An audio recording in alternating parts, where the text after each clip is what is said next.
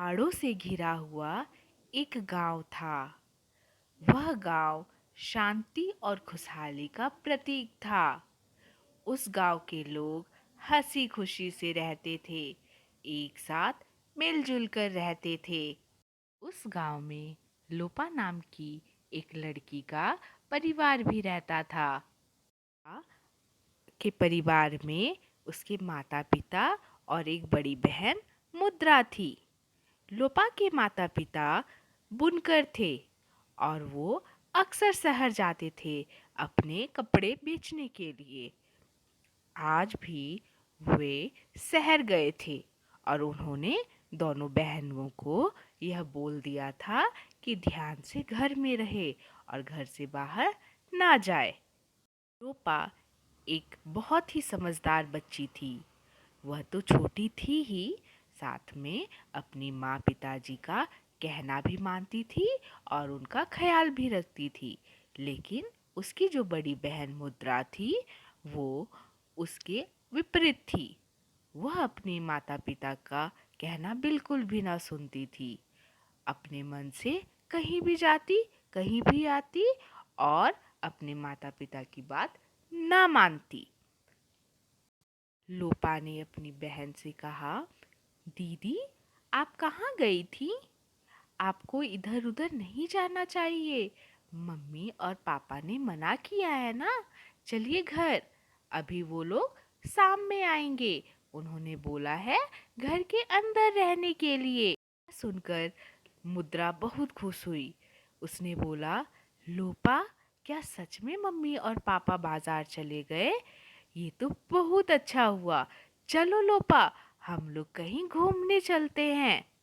यह सुनकर मुद्रा को ठीक नहीं लगा और उसने कि बहुत ही मना किया कि ऐसे नहीं करना चाहिए। जो मम्मी पापा बोले वही करना चाहिए और हमें घर में रहना है। घर में कोई नहीं है घर की रखवाली करने के लिए और हम लोग ऐसे बाहर कैसे जा सकते हैं।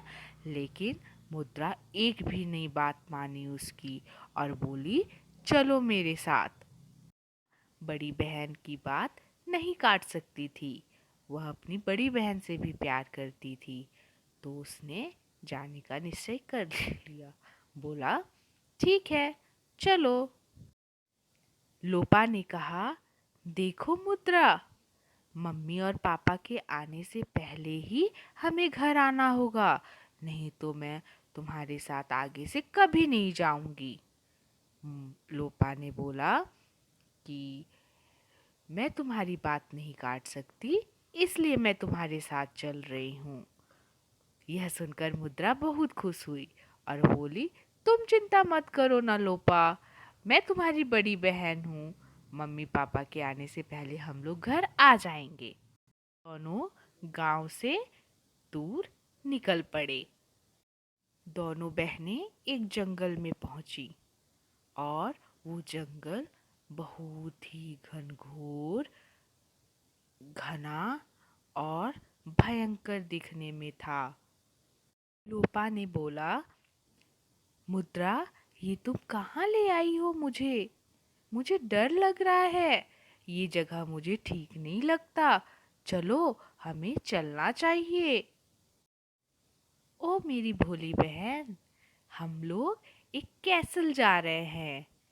यहाँ इस जंगल में एक पुराना कैसल है। उसके अंदर हम लोग घूमने जाएंगे। चलो ना, उतना मत डरो। मुद्रा ने कहा। यह सुनकर लोपा और डर गई और मन ही मन सोचने लगी, ये कहाँ लेके आ गई मुझे? मुझे नहीं आना था। मम्मी पापा की याद आने लगी मुझे। करती भी क्या लोपा? उसके पास तो कोई और विकल्प भी नहीं था, तो अपनी बहन के पीछे पीछे चल दी।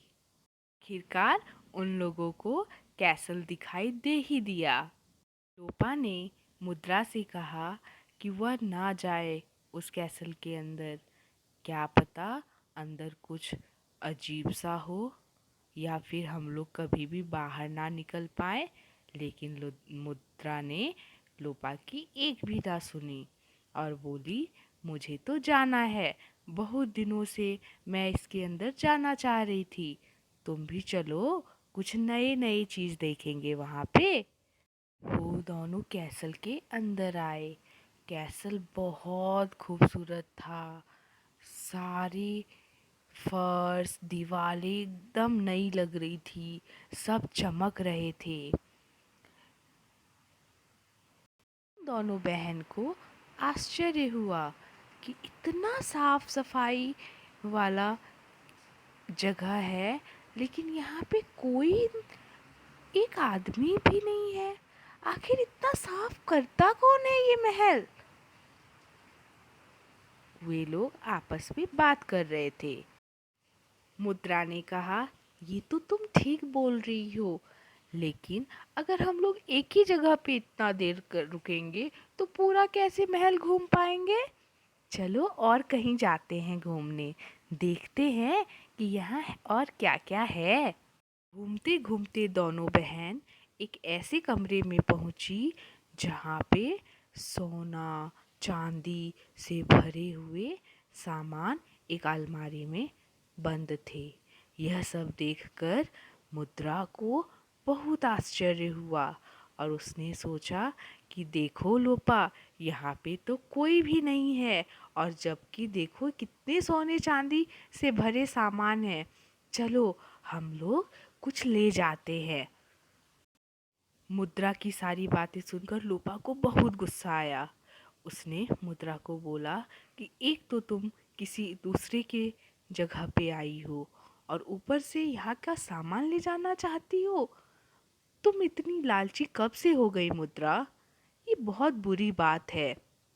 किसी की कोई भी जगह पे या किसी का भी सामान लेना बुरी बात है।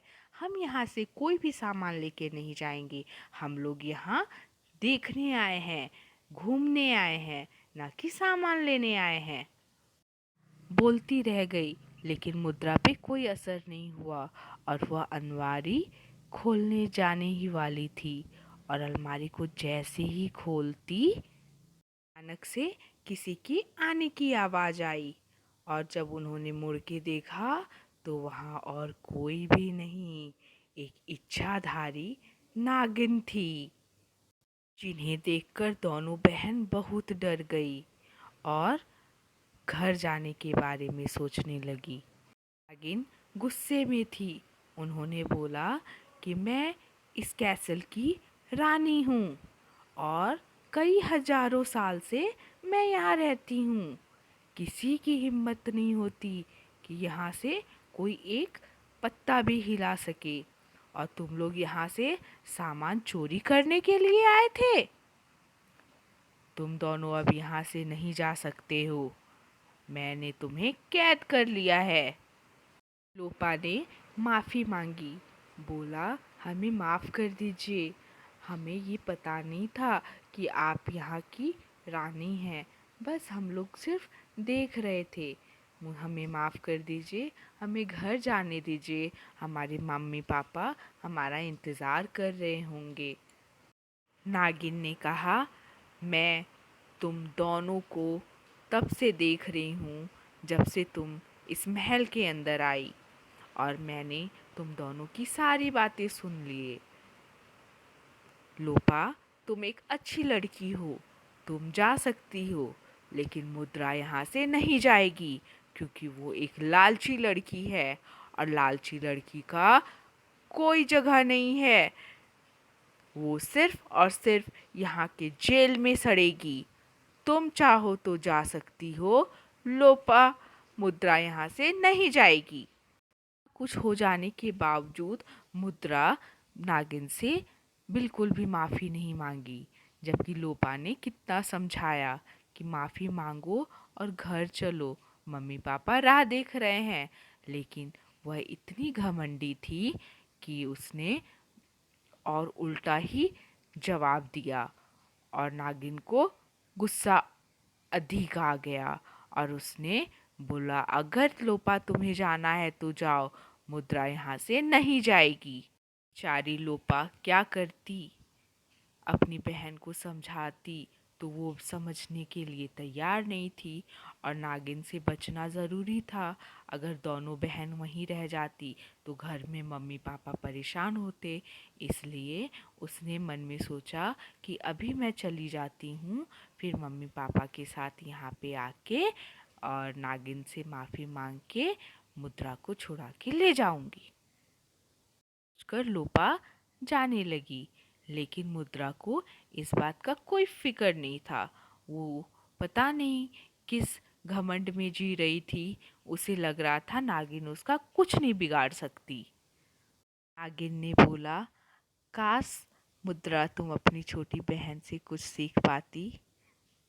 मुझे अफसोस होता है कि तुम इतनी प्यारी लड़की की बहन हो, लेकिन उससे बिल्कुल अलग। अब तुम यहाँ से जिंदगी भर के लिए नहीं निकल पाओगी।